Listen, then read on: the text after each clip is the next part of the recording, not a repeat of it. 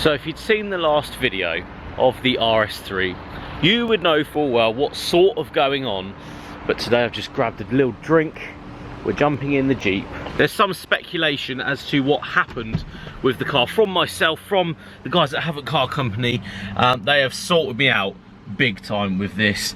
Not only have they, as I'll take these sunglasses off, have they sorted me out, they came to my rescue basically on the day of it happening. On the Sunday, they actually came and opened up and let me drop the car off with them. They actually, on the Tuesday, because the Monday was a bank holiday, so shout out for being so convenient to actually open up on a bank holiday weekend. They actually took it down on the Tuesday to see if it was just actually a belt on the car, to make sure the rest of the car was all right. Just do all of the checks that they had already done before me actually purchasing the car, to actually get this thing back into my possession. But today, I actually say goodbye to the Jeep as well. If you haven't already seen, I've had this press car for the week.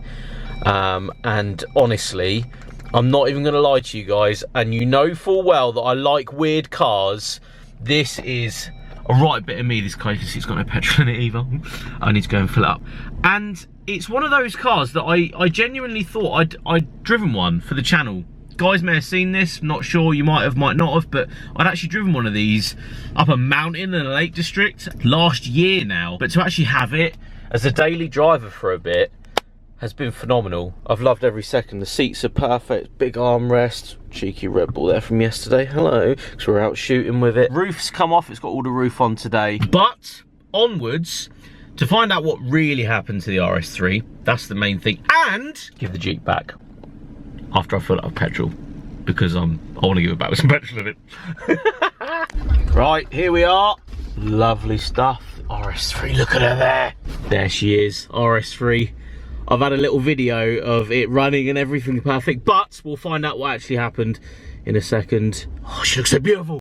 Right, grab the key. Would help if I actually unlock the car. There we go. I want to show you guys, or try and explain at least what happened, and just under there what the outcome of all of this was, because that's the main thing. I want to know what the outcome was, and I've just gone through with the guys. So I'll try and reiterate what's happened. So, two belts at the front of this, you can't quite see because there's a lot of stuff away, but basically the front belt goes from the crank to the AC, and that's the one that went. Behind that though, the crank also drives the, what I believe to be the water pump and the alternator. So that's how that's happened. And the tensioner, or I believe that the tensioner is the same for both of them. So if one tensioner goes, then the other one goes at the same time, something like that.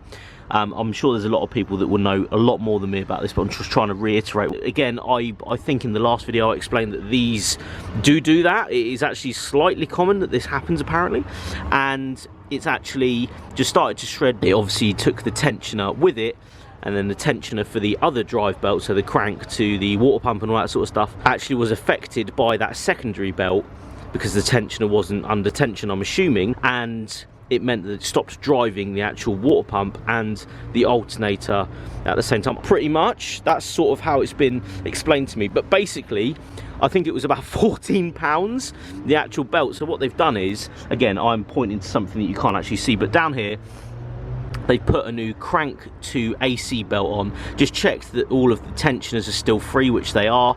And if there's any squeaks or whatever from the tensioner while I'm driving, I'm gonna get them done straight away. But everything was free. So the only thing that's actually really happened is a £14 belt. So a £14 belt nearly blew up my RS3, because it meant that the drive from the crank to the water pump and the alternator stopped. So the water wasn't pumping around the engine, which meant that it got too hot. And that's how we got to the car going from 90 to 130 in literally 3 seconds, and the alternator not charging the engine. I think that makes sense. Please, I am a complete amateur with all this sort of stuff, so I'm just reiterating or trying to explain in my head as well as to you guys what's actually happened with this car. So it's actually taken the AC belt out, and at the same time has taken out the tensioner, or there was no tension on the tensioner, for the tensioner to then not help drive the rest of the car, so the water pump and the alternator. Therefore it wasn't charging and wasn't pumping water around the car. It means that there's actually nothing wrong with the car, which is a massive thing. I actually can't believe the guys. One, turnaround was unbelievable, and here it is completely fine literally a day later. New belt is on there, but it's been driven, it's been tested, all that sort of stuff, and literally a £14 belt nearly blew up my RS3. But another thing, Haven't Car Company, absolute bunch of legends. Can't believe how nice and just supportive they've been with this. They're really into cars and stuff, and they know how much this car means to me, and they've paid for everything, literally everything, to get this car back to the Isle of Wight. They've paid for the belt. They've, you know, just asked me to come over and make sure that the car's all right, go for a drive in it, and just make sure I'm happy, because they actually are very accommodating when it comes to aftercare when you actually buy a car from them. So yay, my RS3 is back. Good times.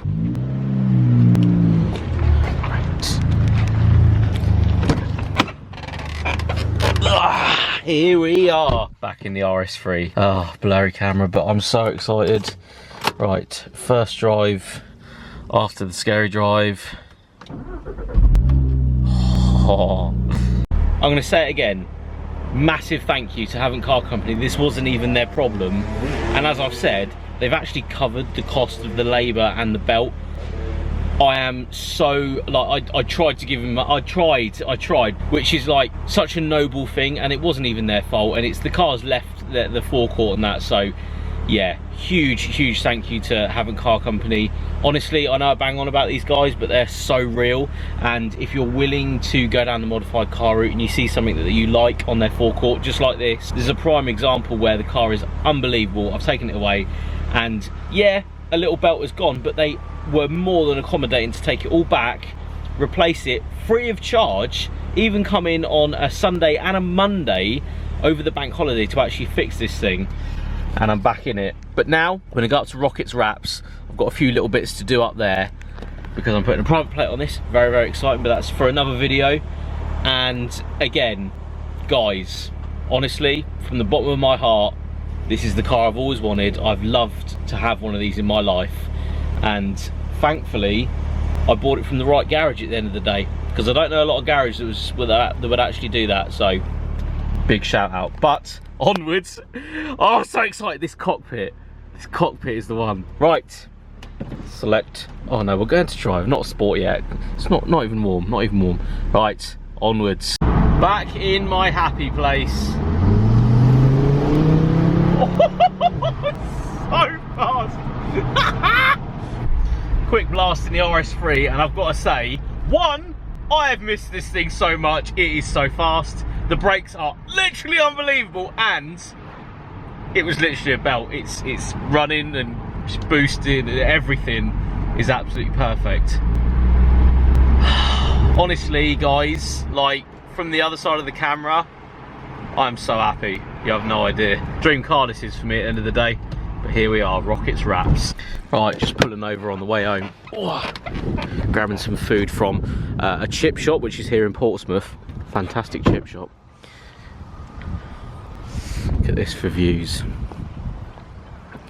Absolute view goals of Portsmouth, Port Solent. Yeah, beautiful place this. I always try and come here on the way back from shoots and stuff, just to enjoy the seaside and have a fish and chips. I know it sounds silly, but there's just something about, like, if you're into cars, just driving your car somewhere, parking up, eating, all that sort of good stuff, and just like enjoying the outside. Love enjoying the outside. But the RS3 is back in my possession. Super happy. We actually got, if I come around this way, we actually got the, oh, look at the splatter marks all over it. But I'll go through the window. We actually have the number plate. Now, I've got to explain something about this number plate. This is my private reg that's actually been on retention for the past 5 years. Pop that back in there. And if you got to this part of the video, thank you so much for watching. Please leave a positive comment down below as to this story. Now, that number plate, Dig Jamie, it basically says, actually came from when I was 18, and I think I was making like £550, £600 a month working at Tesco's, and I wanted my own private number plate to put on one of my, well, my first car at the time, which was a Corsa C back in the day. And I bought that number plate, and actually subsequently didn't put it on the Corsa C and actually put it on a Mark 5 Golf that I got because I couldn't afford the GCI at the time, but I paid £499, £500 for that, and that was a whole month's work just to buy that number plate at the time, and I cherished it forever until FYD started, and FYD meant that I had to sell everything. If you didn't know, the story is that I got made redundant. I actually had to sell everything and take the number plate off of retention, and I actually put it on a 10-year retention at the time. So that actually means that that retention, I've just actually got the retention documents back for it because I lost them, so shout out to DVLA for sending me new ones. That has actually been on retention for the past 5 years. In theory, it's taken me 5 years to get to this point, and I've got to tell you guys that it doesn't happen overnight. 5 years it's taken me to buy an RS3, or have, you know, someone let me buy an RS3, down to running a business and showing bills and all this sort of stuff, and then actually put that number plate on something that's worthy.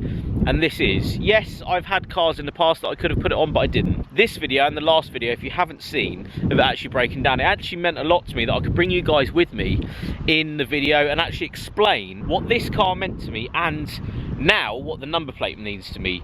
Dig Jamie, it's just a laugh at the end of the day. It was just one that I wanted from back in the day, but it actually means a lot to me that I'm able to, you know, take it off of retention and put it on the RS3 that I always wanted. So what I'm basically saying is, this isn't a, oh, look what I've done in the past 5 years and blah blah. It's nothing like that. It's just a salute to working hard, 5 years in the making basically. This, not part of the video because I haven't actually put the number plate on, but putting this number plate on a car that actually means a lot to me. So I'd like to thank you all for watching. Thank you so much for your support on FYD. Remember, check out FYD Apparel, cop yourself some merch to support cars and just living life and enjoying it. But please leave a positive comment below. We need to keep the positivity going on this channel 100% all the time, and I'll see you guys on the next one.